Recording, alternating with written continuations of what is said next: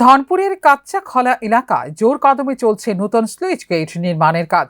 তবে শুরু থেকেই এই প্রকল্পকে ঘিরে ক্ষোভ বাড়ছে স্থানীয়দের মধ্যে। এলাকাবাসীর অভিযোগ, প্রায় 7 কোটি টাকার এই প্রকল্পে ব্যবহার করা হচ্ছে নিম্নমানের বোল্ডার। অভিযোগ, বোল্ডারগুলো হাতে ধরলেই ঝুরঝুরে হয়ে যাচ্ছে। পাশাপাশি কাজের স্থানে প্রকল্পের বিবরণ সহ কোনো সাইনবোর্ড না থাকার বিষয়টি নিয়েও প্রশ্ন তুলেছেন নাগরিক মহল।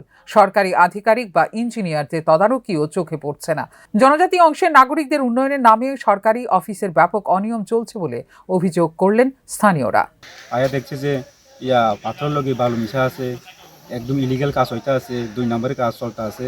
তো আমরা এডিসির মধ্যে যে যে গরিব মানুষের যে টাকা মাইরা তারা এভাবে ইলিগাল কাজ করতে আছে, আমরা এটা মানি না। এটা আমরা চাই যে এটা কাজ বন্ধ থাকুক। কাজ কিটা খারাপ করতেছে তারা? কাজ খারাপ করছে পাথরের লগে ওই ওখানে দেখা যায় পাথরের লগে বালু মিশা আছে। আর পিছনে যে তারা বোল্ডার বালু এটা সবটা ডুপ্লিকেট। আমাদের দিকটা দেখতে পারে সাইনবোর্ড নাই, সাইনবোর্ড ছাড়া কাজ হইতে আছে। সবচেয়ে বিতর্কিত অভিযোগ উঠেছে স্থানীয় বিজেপি নেতা ননী দেববর্মাকে ঘিরে। কাজের মান নিয়ে প্রশ্ন তুললে বা প্রতিবাদ জানালে বিধায়ক তার দলবল নিয়ে নাগরিকদের ভয়ভীতি দেখান বলে অভিযোগ। যদিও এদিন এলাকাবাসীরা একজোট হয়ে এর প্রতিবাদ জানান। সঠিকভাবে কাজ না হলে প্রকল্প বন্ধ করে দেওয়ার হুমকি দিয়েছেন নাগরিক মহল। ফিউরো রিপোর্ট, নিউজ নাও।